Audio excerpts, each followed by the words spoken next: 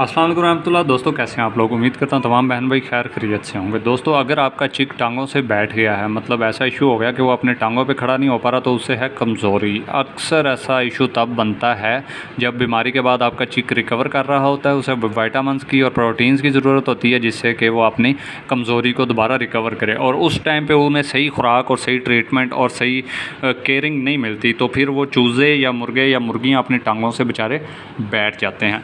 उसका पिछली वीडियो के अंदर मैंने आपको उसका ट्रीटमेंट बताया था कि अगर चूज़ा आपका बिल्कुल एक्टिव है और सिर्फ टांगों पे खड़ा नहीं हो पा रहा, खा पी रहा है, सब कुछ ओके है, उसका ट्रीटमेंट मैंने आपको बताया था। लेकिन अब अगर आपका चूज़ा टांगों से भी बैठा हुआ और साथ में बीमार भी है, मतलब ज़्यादा बुरी सिचुएशन है, मतलब बहुत ज़्यादा बुरी नहीं कि गर्दन ही नीचे फेंक गया, नॉर्मल सी सिचुएशन है कि टांगों पर बैठा हुआ है, खा पी नहीं रहा और साथ में बुखार भी है, साथ में बीमार भी है, तो उसका ट्रीटमेंट मैं आपको बताऊँगा। वीडियो में बने रहिए। सबसे पहले आपको चाहिए न्यूरोबियान का इंजेक्शन। अब इसके अंदर है क्या? B1।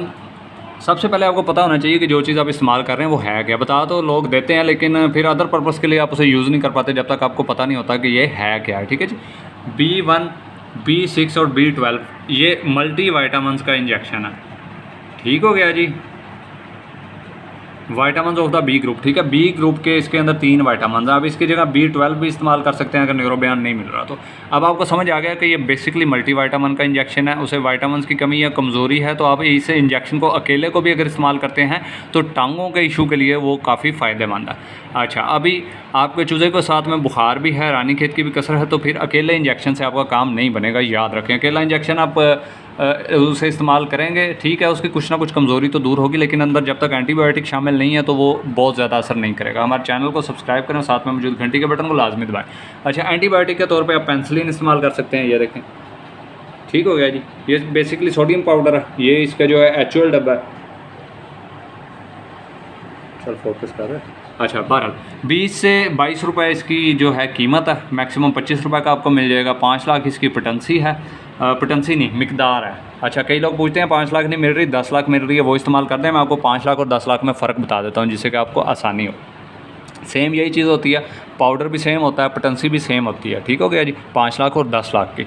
अच्छा, फ़र्क ये होता है कि अगर ये 5 लाख लिखा हुआ ना इसके ऊपर, अगर 5 लाख के अंदर इसके अंदर इतना पाउडर है ना, तो 10 लाख में उससे डबल होगा, बस सिर्फ यही फ़र्क है। मिसाल के तौर पे अगर 500 मिलीग्राम 5 लाख के अंदर पाउडर है तो 10 लाख के अंदर जो है 1000 मिलीग्राम होगा, बस इसके अलावा कोई भी फ़र्क नहीं है। ठीक है जी। और साइड इफ़ेक्ट इसका नहीं है। ये पहला एंटीबायोटिक है दुनिया के अंदर दरियाफ्त होने वाला जो सबसे इफेक्टिव है। जब किसी चीज़ की समझ नहीं लग रही हो कि प्रॉब्लम क्या है हमारे चिक को, तो आप ये इस्तेमाल करवा सकते हैं पेनिसिलिन। इसका कोई किसी किस्म का कोई साइड इफ़ेक्ट नहीं है। अच्छा, अब अगर आपका चूज़ा बहुत ही ज़्यादा बेड़ा गर्क हो गया आपके चूज़े का, वो अपनी टांगों पे खड़ा ही नहीं हो पा रहा, तो आपने इसके साथ ऐड कर देना डेकाट्रॉन का इंजेक्शन। अभी मैं आपको बताता हूँ कि डेकाट्रॉन है क्या। ये बेसिकली एंटी एलर्जिक इंजेक्शन है। ठीक है जी। ये हर इंजेक्शन में ही आप मिक्स कर सकते हैं।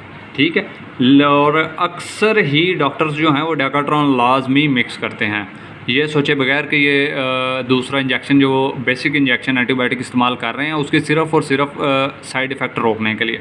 और डेकाट्रॉन आप लगाएंगे इनके अंदर मिक्स करके 100 यूनिट आपने इस्तेमाल करना है जी। मिकदार मैं आपको बता देता हूँ कि तीनों का मिक्सचर बना के सही तरीके में आपको समझा देता हूँ। डेकाट्रॉन, ठीक है जी, पेनिसिलिन 5 लाख एंड न्यूरोबियान, इन तीनों इंजेक्शन को मिक्स कर लेना आपने और इसे इंजेक्ट करना है 100 यूनिट। ठीक हो गया। 100 यूनिट आपने इस्तेमाल करना है, हर 24 घंटे के बाद आपने इस्तेमाल करना है। 2 से 3 खुराकों में आपको एक्चुअल रिज़ल्ट इंशाल्लाह उम्मीद है कि नज़र आएगा।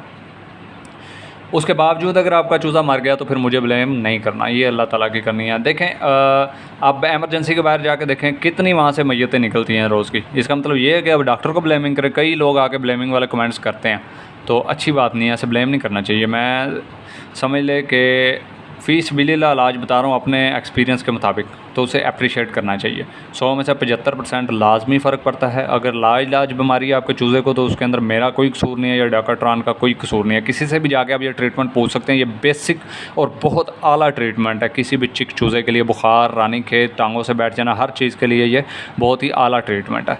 ठीक हो गया जी।